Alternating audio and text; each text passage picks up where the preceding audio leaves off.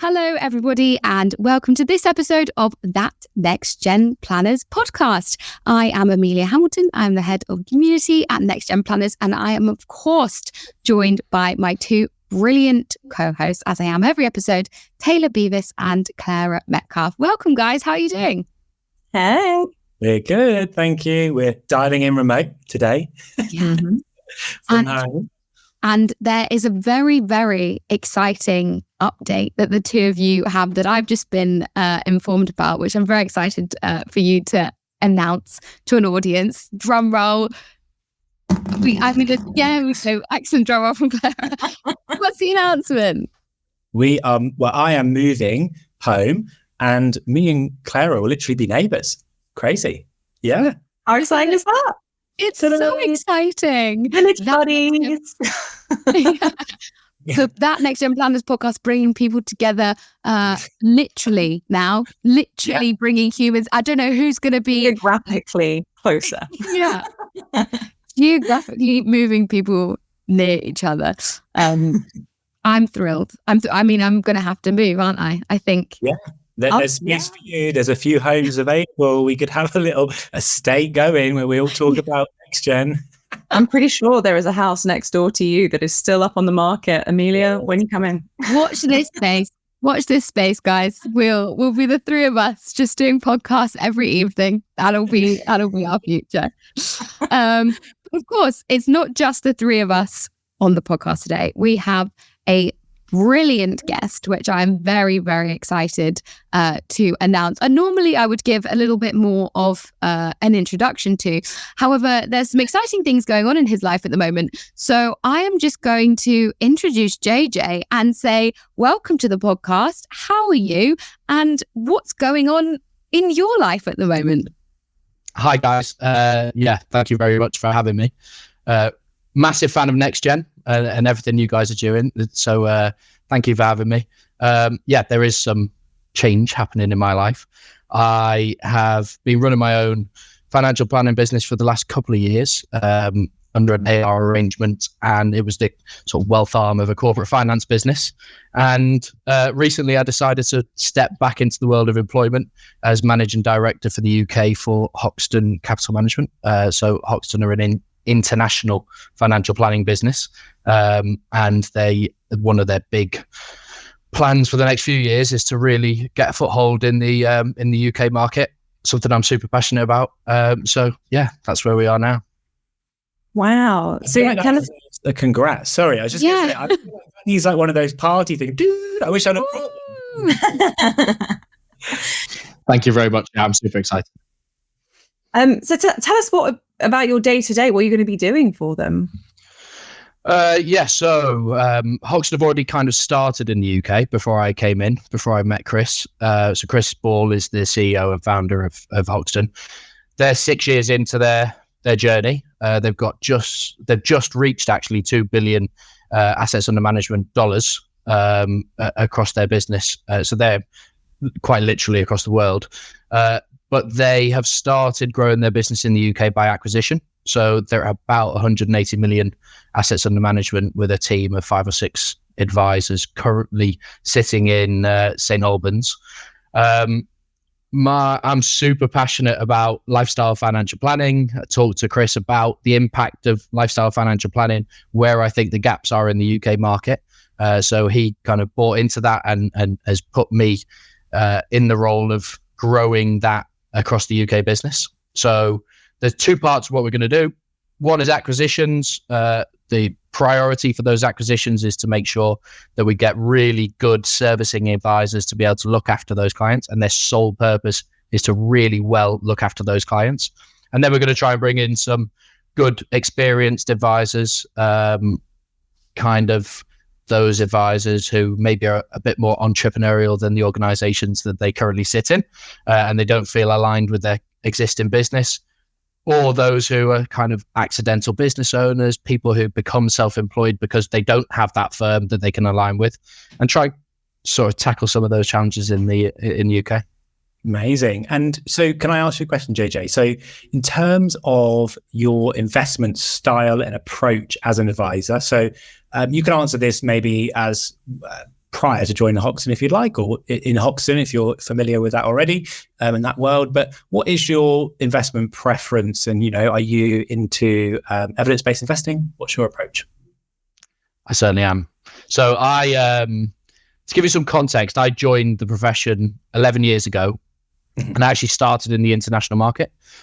Didn't last very long. So the international market 11 years ago is very different to the international market today.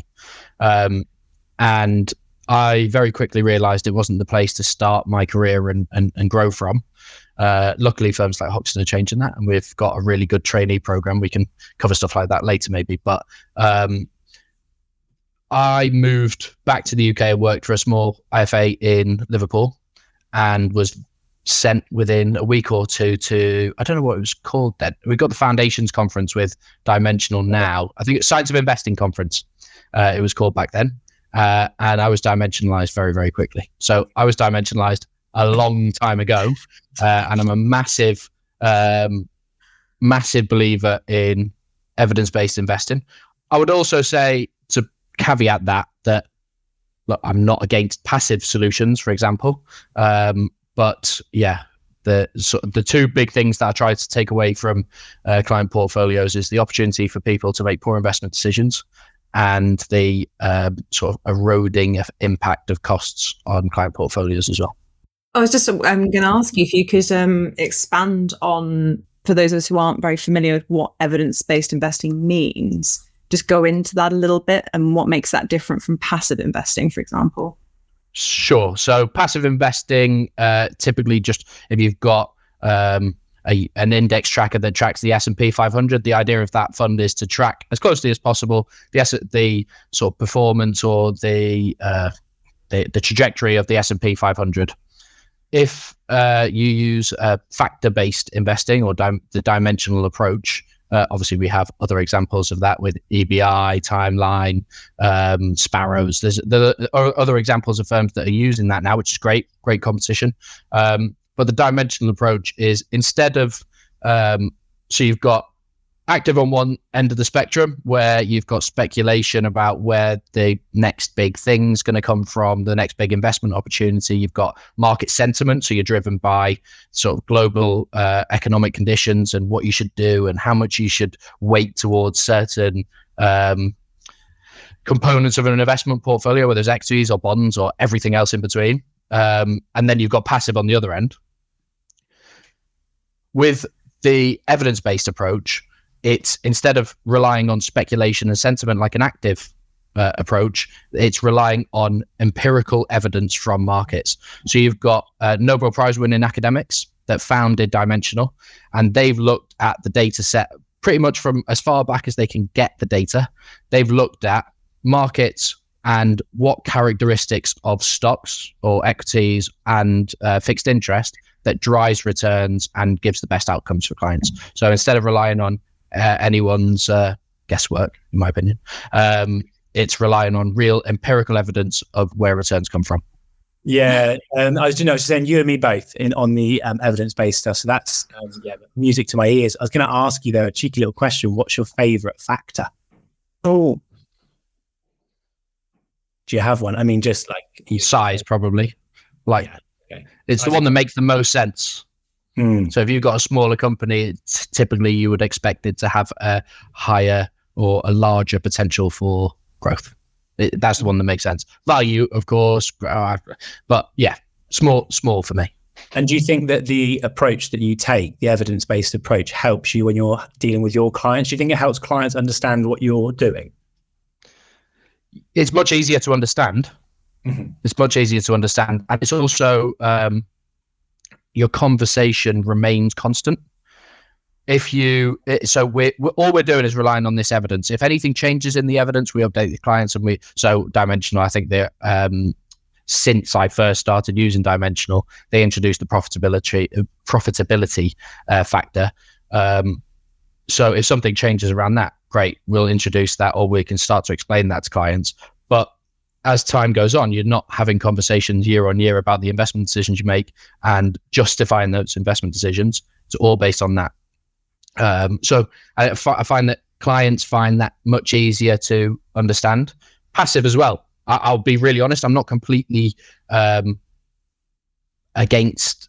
or wedded to evidence-based investing. If a passive approach suits a client, we use a passive. It's absolutely fine, because some clients are a little bit more cost conscious, and there is a disparity in cost between the two.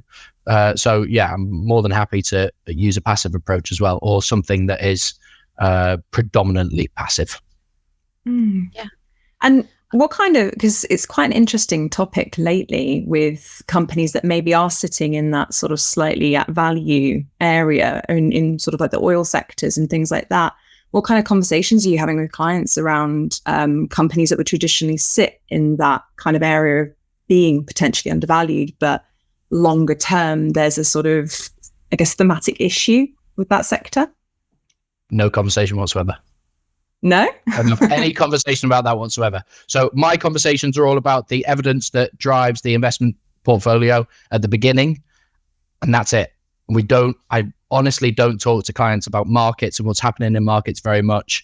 I barely talk about performance. We talk about what's happened and what's kind of contributed to that performance, and if there was something, I don't know. The sort of US value conversation I was having earlier today with someone with another investment manager, but we don't have any control over it. So if you have a globally diversified portfolio, you should be in some way protected from those things, and you kind of let markets do what markets do. That's the dimensional approach, in my opinion. It's music to my ears. Yeah. So the big thing for me is always get clients to zoom out, because you can get so bogged down in valuations and performance and day-to-day performance and figures and stuff like that. But actually, let's zoom out. So I'm a big believer in, like I said, the lifestyle approach and cash flow planning.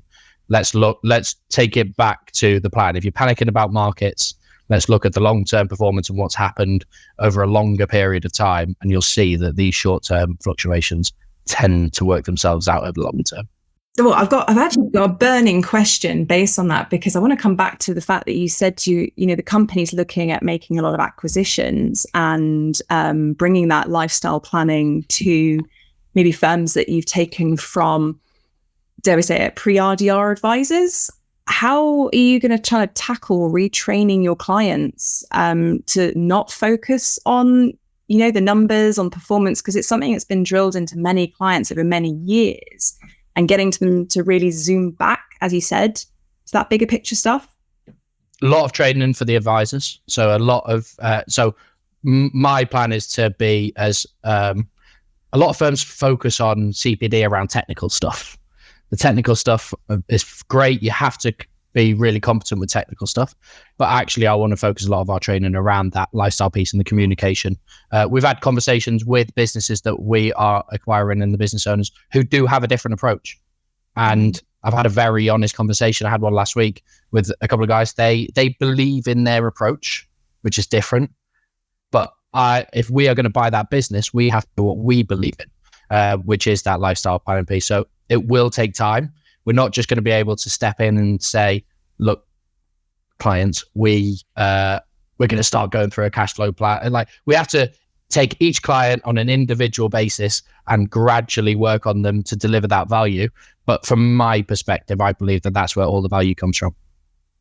Amazing. I think that is a great place to briefly have our interval now. And in the second half of this podcast, we can really look more into that lifestyle financial planning piece. But for now, let's have a quick break.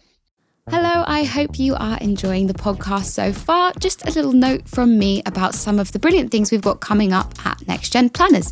First of all, we have Good Stock in September, which is our brilliant sustainability conference. If you want to know more information about that and ticket information, you can find that on our website.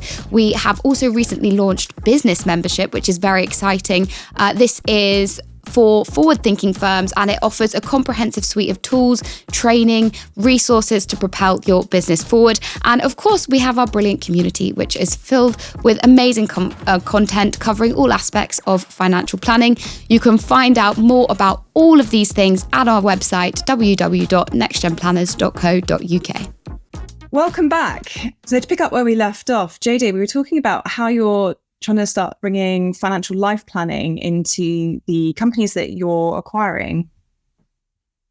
Yeah. Yeah, 100%. So, we've just got to make sure that we train first of all, bring in people who already use that approach. But also I'm really passionate about sort of expanding on that and teaching and training others who may not have had that approach before or been able to use that approach before to be able to use it going forward. Because I think personally it's the future of financial planning. And JJ, how do you think, so in terms of that method and that approach for clients, thinking along the lines of consumer duty, how does this improve the outcomes for clients by doing this type of planning? Well, it's the only way to get real outcomes for clients, I think.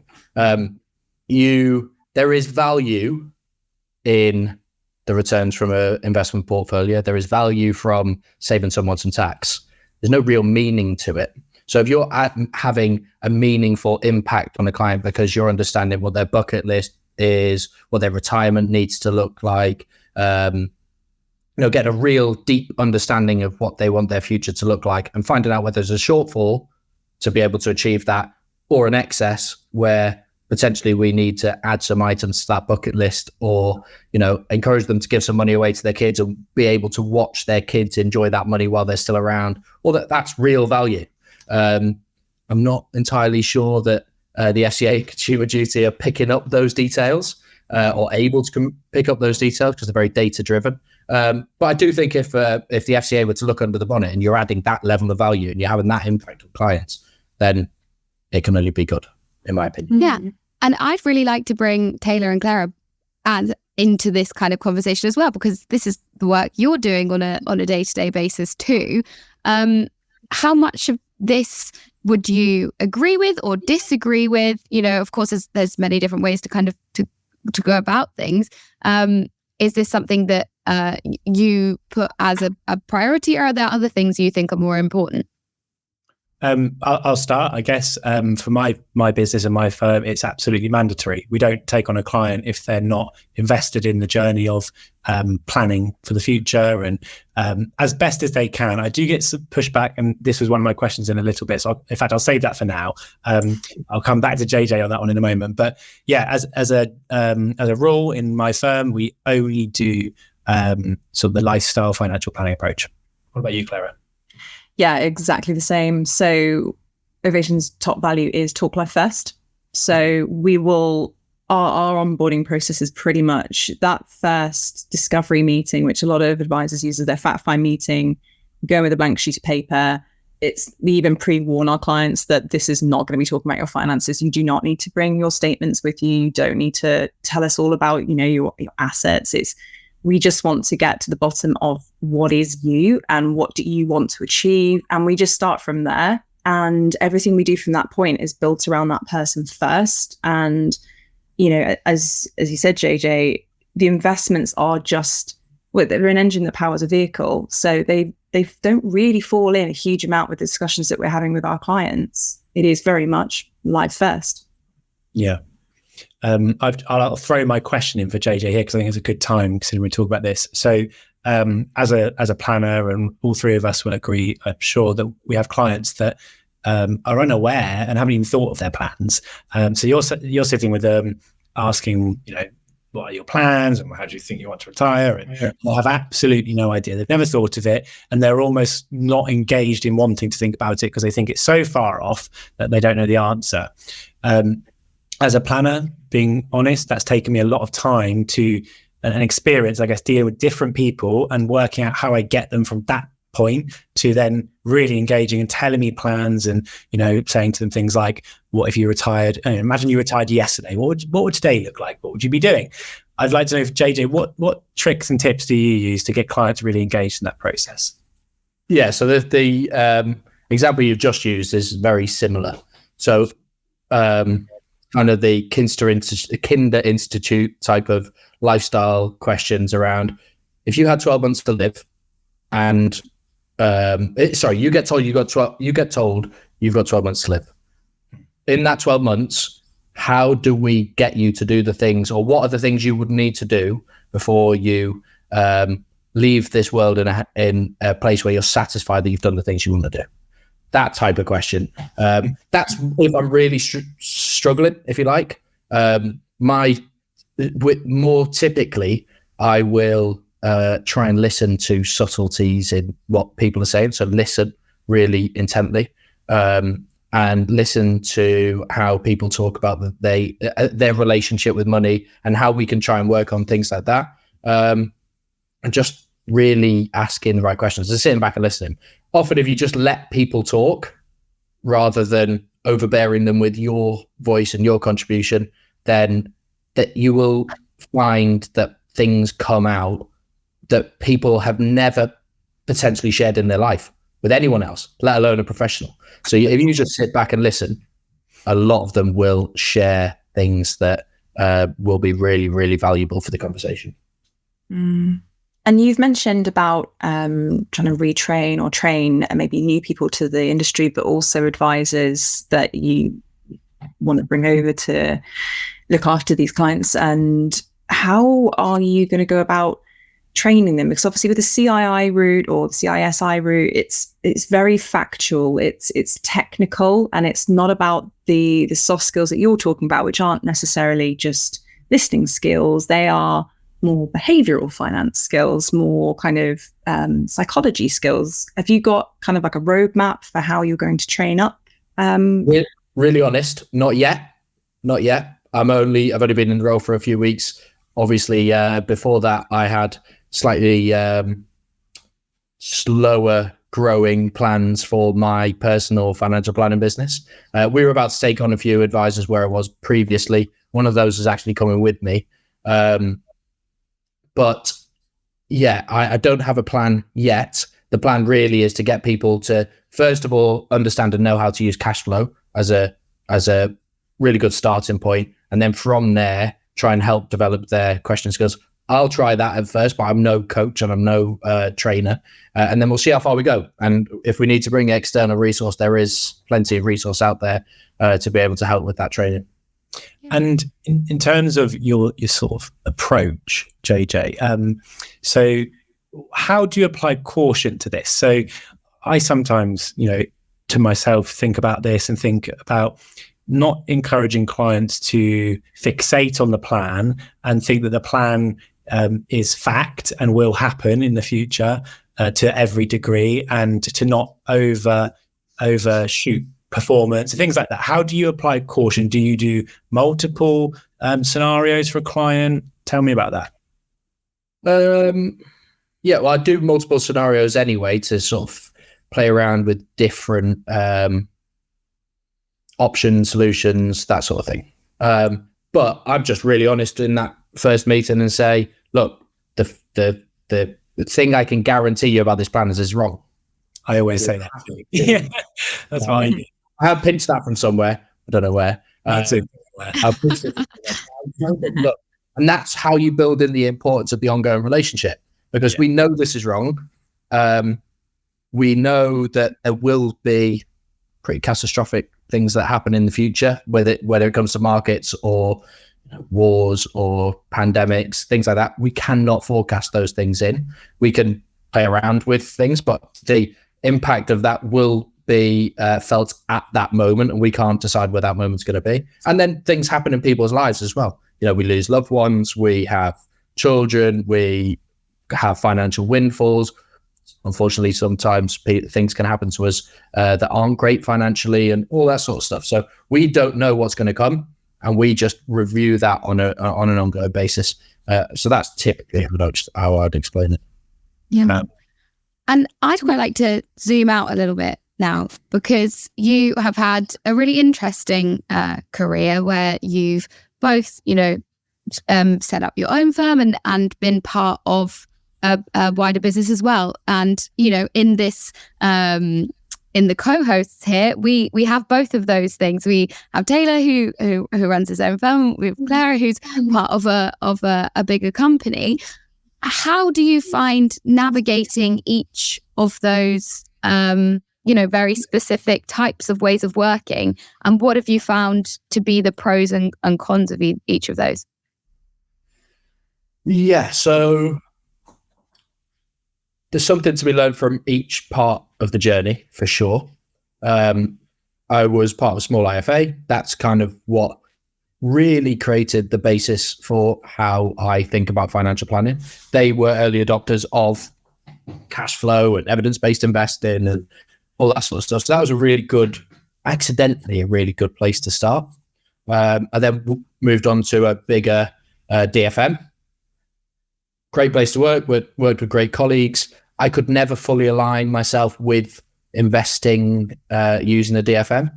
So that was quite challenging. But at the initial part of that journey, I was just doing financial planning. So I was introduced financial advice. I probably should correct that. So I was introduced to investment managers, clients, and I felt like I was firefighting. It would be, I've got this lady who's in her 80s and she needs to do something about inheritance tax and she's never been introduced to a financial advisor and all those sorts of things. So I just didn't feel like I was doing that holistic financial planning piece, which is why I went and set up my own firm. Being really honest, I feel like I've had good things happen at every stage and it feels like it's coming together now to be able to take good examples or best practice from those places and try and implement them at Hoxton. But I'm still learning as well. I don't think I'm the finished article. I don't think any of us are. And yeah, I don't know if I've answered the question, but I would say probably in a way that it's quite difficult to, and that's kind of, being really honest, what has attracted me to firstly having my own firm and then joining Hoxton is the opportunity to answer some of those questions and create a place that I would have liked to have been employed by 10, 15 years ago, whatever it is, and felt part of that business. So entrepreneurial, ambitious, high energy, doing things with the right approach, a really good investment proposition, lifestyle financial planning, trying to tackle as many of those issues that I see in the industry. And I do genuinely think as well that our profession industry is a bit broken at the moment, and we need some newer organizations or more ambitious organizations to come in and shake things up a little bit and try and implement some of these really good practices. Mm. Where would you like to see the industry go? Big question, but big question. So look, we've got lots of things happening. We've got organizations coming under lots of pressure for sort of ongoing reviews and stuff like that. That shouldn't be happening. I would like to see a few businesses, because we need competition, a few businesses implementing a real lifestyle approach at scale and reaching as wide an audience as possible with that approach. I think I would love for very few, if any, clients to be just simply sold products and investment solutions in 5 to 10 years' time. I hope we get rid of all of that and it all is about delivering real value for clients. It's evangelical. It's probably not realistic yet, but I do feel like the direction of travel, NextGen, a few podcasts are around that share really good positive messages, and I do feel like there's a new wave of advisors, planners coming through to really help that. And I don't want to make it all about like the next generation and things like that. Like there are some really experienced advisors that do this already for a long time, and the kind of the founders of this type of approach. This isn't new. We've got Nick Murray from the US, who's been around for a very, very long time, who's one of the founding fathers of this type of approach. But yeah, I think we've got to get some change. We could call it a revolution. Yeah, it's a very slow one at the moment, but we do need that. Yeah. Right. So if there are, there's planners out there right now who would like to perhaps start up their own firm and listen to some of these ideas and think, yeah, actually where I'm at is they're not really doing things the way that I would like to do things. And I think that I could do it better and be there better in a better way for clients.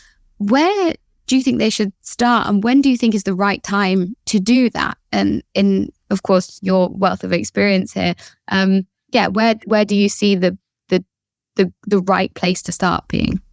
So that's exactly what I kind of pitched to Chris when I was coming across to Hoxton, is why the reason why there are I've spoke to loads of them in the last few years because I was trying to find business partners and stuff for my own business and people that could come on board with me. Why are so many people in our profession looking to start as an AR or a single person directly authorized business? It might be right for a lot of people, 100%. I accept that. But I actually think that a lot of people are doing it because they feel they have to, because they don't have a place that they could sit in that they're aligned with. So one, take it really seriously about whether it's actually what you want to do, whether you want to have to worry about finance, marketing, branding, or HR potentially if you take on staff, all those things, or do you want to be a financial planner? If you want to be a financial planner, then find a place that, and you solely want to focus on building a client bank and do stuff like that, then find a place that will allow you to do that in an entrepreneurial way. So in terms of that's the interesting part with Hoxton, is we're trying to put together kind of a hybrid model where it's an employed model, gives you the security you need from employment with a really attractive fee split, things like that, with a buyout incentive at the end. So that because one of the problems is that if you're a really entrepreneurial person working in an employed business and you're getting a really small slice of the pie and you're effectively building value for someone else to be able to exit their business, there needs to be a hope for those people to be able to create their own exit and their own legacy. Sounds very interesting. From my point of view, based on what you've said, I think, yeah, you're right in saying that there needs to be a home for people that are entrepreneurial, want the comfort of a large, more established company. I also think you're right in saying that it's not for everybody, right? So I think specifically, so in my scenario, I really wanted to understand how the compliance worked and how this worked and that worked, as well as being an advisor. I guess there's not so many people that want to have all of those roles, but for some it might be attractive. But if not, then you're providing a really great way of feeling like they're doing that without the burden of a lot of the stuff that goes with that. Exactly. Well, and it sounds like we're trying to be all things to all people. We're really not. We're just trying to tackle some of the key issues in the profession where we're just trying to provide a home for people that would want what we offer. That's it. But I completely appreciate that. If it wasn't for Hoxton and this particular opportunity, I would have continued to have my small financial planning business. I was very ambitious, so I would have probably tried to grow that as big as I can. But ambition for me is always reaching that wider audience, not financial. Yeah, absolutely.